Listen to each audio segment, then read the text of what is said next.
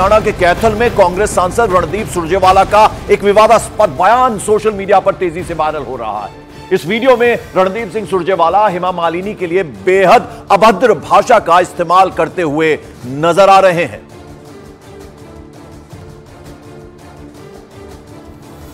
MLA MP क्यों बनाते हैं? ताकि वो हमारी आवाज उठा सके, हमारी बात मनवाए, इसीलिए बनाते होंगे। कोई हेमा मालिनी तो एमपी के लिए बनाते हैं। एमएलए एमपी क्यों बनाते हैं? ताकि वो हमारी आवाज उठा सके, हमारी बात मनवाए, इसीलिए बनाते होंगे। कोई हेमा मालिनी तो एमपी जो के लिए बनाते हैं।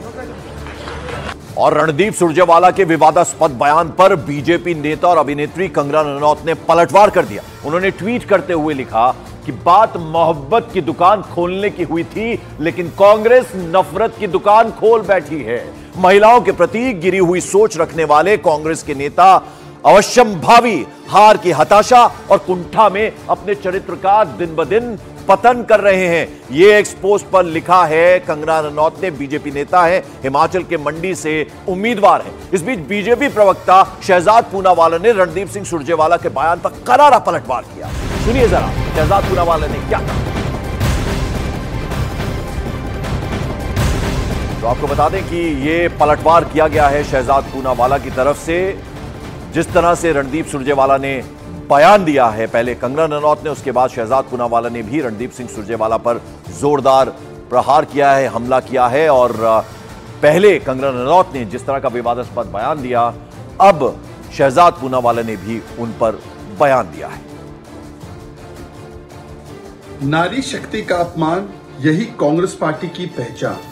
और अब एक नहीं, दो नहीं, कई कांग्रेस के नेता हैं जो बार बार महिला शक्ति, नारी शक्ति का अपमान कर रहे हैं। लेटेस्ट रणदीप सुरजेवाला है, जो राहुल गांधी, प्रियंका वाड्रा के करीबी है, जो अभद्र टिप्पणी जो उन्होंने की है हेमा मालिनी जी को लेकर, वो दोहराई भी नहीं जा सकती। ऐसी टिप्पणी ये दिखाती है कि किस प्रकार से कांग्रेस पार्टी की महिला विरोधी सोच है। अभी कर्नाटका कांग्रेस के एक नेता ने जिस प्रकार की टिप्पणी महिलाओं को लेकर की, साइना नेहवाल जी ने उस पर ट्वीट भी किया कि महिलाओं का किरदार केवल रसोई तक सीमित है।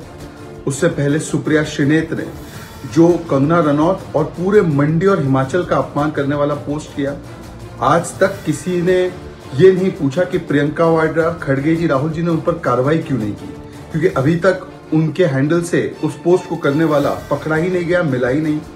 और केवल यही नहीं, शांति धारीवाल मर्दों का प्रदेश है इसलिए रेप होता है, ऐसे व्यक्ति को टिकट दे दिया। अशोक गहलोत के राज में राजस्थान नंबर 1 हो गया बलात्कार में, उनको भी और पद मिले बड़े बड़े। जिस प्रकार से लाल सिंह नाम के व्यक्ति को टिकट दे दिया, जो एक बलात्कारी के पक्ष में खड़ा था, 8 साल की बच्ची के बलात्कारी के पक्ष में। तो कांग्रेस की बहुत ही पुरानी आदत है कि महिला विरोधी सोच रखना और इस प्रकार से नारी शक्ति का अपमान करना। यूसीसी हो, शाहबानू हो, शायरा बानू हो, 3 तलाक केस हो, हर जगह उन्होंने कट्टरपंथियों का साथ दिया है और वोट बैंक के लिए महिलाओं के अधिकारों का हनन किया है।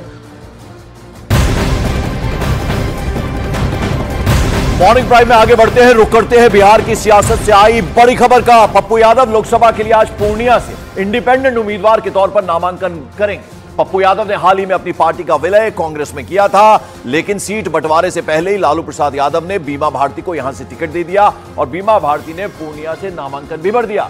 ऐसा बताया जा रहा है कि पप्पू यादव की लाख कोशिशों के बाद भी आरजेडी ने यह सीट नहीं छोड़ी और इसके बाद अब पप्पू यादव निर्दलीय चुनाव मैदान में जाने की तैयारी में है और इसी कड़ी में आज वो अपना नामांकन भी दाखिल करेंगे। 4 तारीख का उन्होंने पहले से ऐलान कर दिया था कि 4 तारीख को अपना नामांकन करेंगे। सीमांचल इलाके में पूर्णिया सीट बेहद महत्वपूर्ण मानी जाती है और पप्पू यादव पहले भी यहां से सांसद रह चुके हैं, लिहाजा एक बार फिर अब इंडिपेंडेंट चुनाव लड़ेंगे। उन्होंने अपनी पार्टी का विलय कांग्रेस में किया था, लेकिन खासे नाराज थे। लालू प्रसाद यादव से उन्होंने भेंट भी की थी और कहा था कि लालू जी हमारे लिए ये सीट छोड़ें, लेकिन ये सीट नहीं छोड़ी। बीमा भारती को यहां से उम्मीदवार कैंडिडेट बनाया, तो ऐसे में अब इंडिपेंडेंट चुनाव लड़ने की तैयारी में है। आज नामांकन दाखिल करेंगे पूर्णिया सीट से पप्पू यादव। और चंद्रमोहन कुमार मेरे सहयोगी इस वक्त हमारे साथ जुड़ रहे हैं। चंद्रमोहन काफी आहत हुए थे और उनकी भावनाएं जो है वो आंसुओं के रूप में भी हमने देखी थी। वो ये कह रहे थे कि जान दे दूंगा लेकिन पूर्णिया नहीं छोड़ूंगा और 4 तारीख का ऐलान भी कर दिया था। आज 4 तारीख के नामांकन करने वाले हैं इंडिपेंडेंट के तौर पर। अब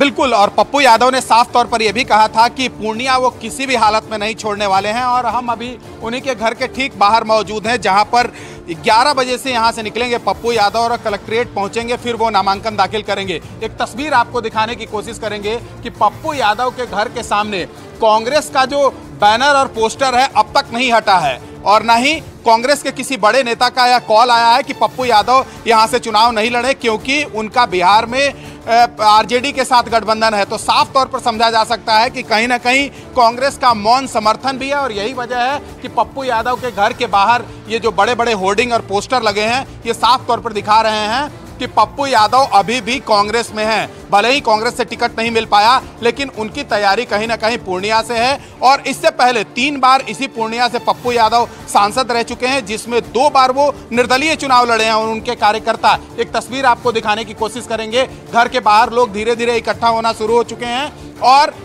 11 बजे पप्पू यादव यहां से निकलेंगे, एक भवन है जहां पर पहुंचेंगे, अपने कार्यकर्ताओं को संबोधित करेंगे, और उसके बाद फिर कलेक्ट्रेट पहुंचेंगे, जहां से वो नामांकन दाखिल करेंगे। तो पार्टी के कार्यकर्ता और इनके जो साथ जुड़ने वाले लोग हैं, वो साफ तौर पर यह कह रहे हैं कि पप्पू यादव को निर्दलीय सूट करता है, क्योंकि 2 बार यहां से वो सांसद रह चुके हैं निर्दलीय, और 1 बार एक पार्टी के टिकट पर चुनाव लड़े थे। तो साफ तौर पर समझा जा सकता है कि पप्पू यादव ने जो अपना वादा किया था उससे वो पीछे हटने के लिए तैयार नहीं है, और उसकी तैयारियां भी लगभग शुरू हो चुकी हैं। चलिए, आप कोशिश कीजिएगा कि पप्पू यादव से जल्द आपकी बात हो, वापस आपके पास लौटेंगे। फिलहाल आपका बहुत बहुत शुक्रिया।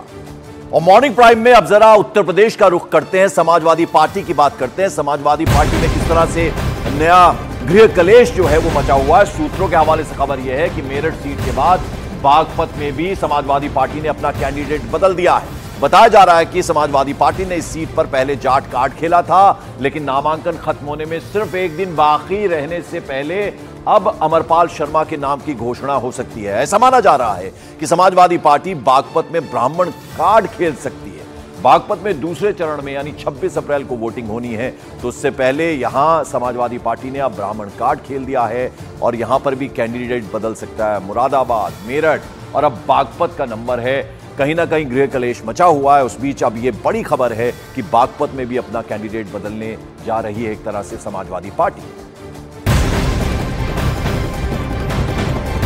और उधर मुरादाबाद लोकसभा सीट पर प्रत्याशी के चयन पर समाजवादी पार्टी में घमासान मचा हुआ है। खबर है कि मुरादाबाद से समाजवादी पार्टी ने पहले एसटी हसन को टिकट दिया और फिर उनका टिकट काटकर वहां से रुचि वीरा को टिकट दे दिया। अब यह कहा जा रहा है कि समाजवादी पार्टी के राष्ट्रीय अध्यक्ष अखिलेश यादव ने एसटी हसन के लिए एक पत्र जारी किया था, जिसमें उन्हें दोबारा से मुरादाबाद से प्रत्याशी बनाया था।